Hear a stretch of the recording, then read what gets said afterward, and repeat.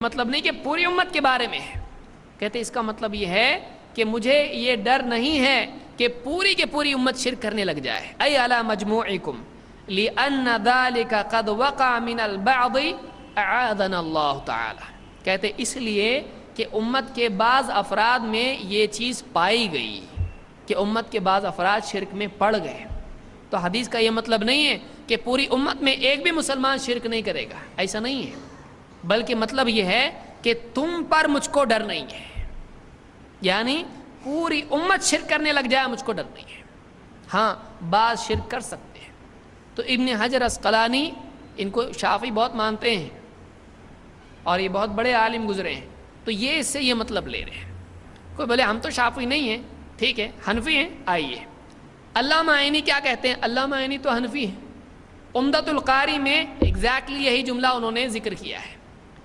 کیا کہتے ہیں؟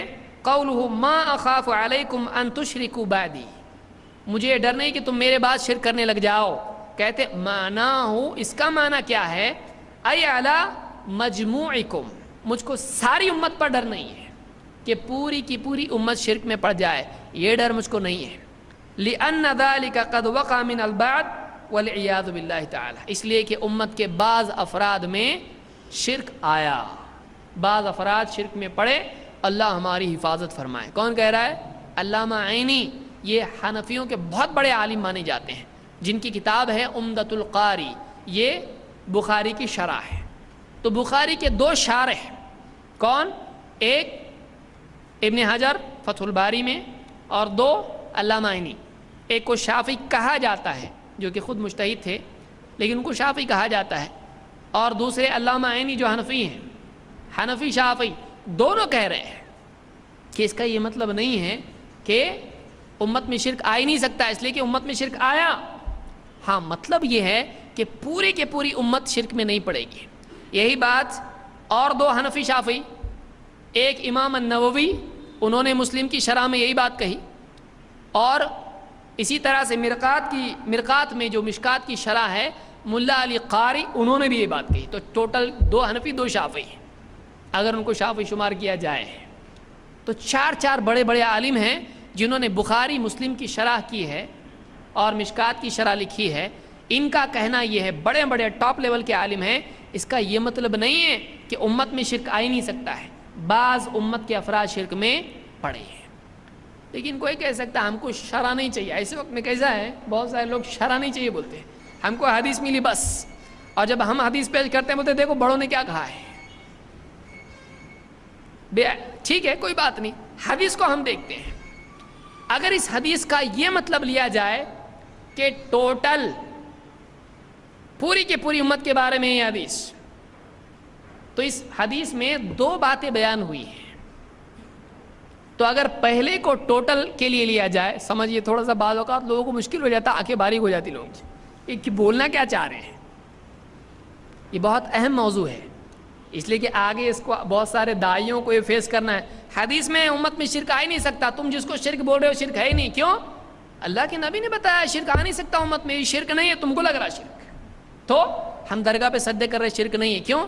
ہمارے نبی نے کہا امت میں شرک آ ہی نہیں سکتا ہے، تو یہ شرک ہے ہی نہیں، مسلمان کبھی شرک نہیں کر سکتا. ایسا ہے؟ ایسا نہیں ہے. اور آگے بتا رہا ہوں میں اس کو، تو پورا بہت زیادہ ہے. اگر یہ مان لیا جائے کہ یہ حدیث ٹوٹل کے بارے میں ہے تو دونوں باتوں کو ٹوٹل کے بارے میں ماننا پڑے گا. تیار ہے اس کے لیے؟ کیا حدیث ہے؟ آپ نے فرمایا اللہ کی قسم مجھ کو یہ ڈر نہیں کہ تم میرے بعد شرک کرو، لیکن مجھے یہ ڈر ہے کہ تم دنیا کی ہرس میں پڑھ کے ایک دوسرے سے کمپٹیشن کرنے لگو. تو اگر آپ پہلے کو ٹوٹل کے بارے میں مانتے تو دوسرے کو بھی ٹوٹل کے بارے میں ماننا پڑے گا. یعنی اگر یہ مطلب لیا جائے مجھے یہ ڈر نہیں کہ میری امت کا کوئی بھی فرد شرک کرے، ساری کی ساری امت شرک سے محفوظ ہے، اگر یہ مطلب لیا جائے تو بعد والے کے بارے میں ماننا پڑے گا ساری کی ساری امت دنیا کی ہرس میں پڑ جائے گی. صحابہ، تابعین، تبع تابعین، چاروں امام، اولیاء اللہ سب دنیا میں بھاگنے والے بن جائیں گے. ماننے کے لیے تیار ہے؟ نہیں بولے وہ سب تھوڑے لوگ جائیں گے، تھوڑے لوگ نہیں جائیں گے. بولے نمبر 2 کے بارے میں پارٹیشن ہے، نمبر 1 کے بارے میں پارٹیشن کیوں نہیں ہے؟ یعنی پہلے کو اگر ماننا پڑے سب محفوظ رہیں گے تو دوسرے کے بارے میں ماننا پڑے گا سب کے سب اس میں پڑیں گے. تو پہلے میں ٹوٹل مانتے ہو تو دوسرے میں بھی ٹوٹل مانو. تو شیخ عبد القادر جیلانی بھی دنیا کے پیچھے بھاگنے والے ہیں، ابو بکر صدیق و عمر رضی اللہ تعالیٰ بھی دنیا کے پیچھے بھاگنے والے ہیں. یہ مطلب لیں گے اس میں مجھے ڈر ہے. کس پہ ڈر ہے؟ صحابہ پہ ڈر ہے، تابعین پہ ڈر ہے، سارے اولیاء پہ ڈر ہے. کس پہ ڈر ہے؟ بولے نہیں وہ برے لوگوں کے بارے میں بول رہے ہیں. تو یہ بھی تو برے لوگوں کے بارے میں نہیں، اچھے لوگوں کے بارے میں بول رہے ہیں. کہ آپ اگر پارٹیشن اچھے برے کا دوسرے میں کر رہے ہو تو پہلے میں بھی آپ کو کرنا پڑے گا. سمجھ میں آ رہا؟ اس لیے یہ جو علماء ہیں ان کو سمجھتا تھا.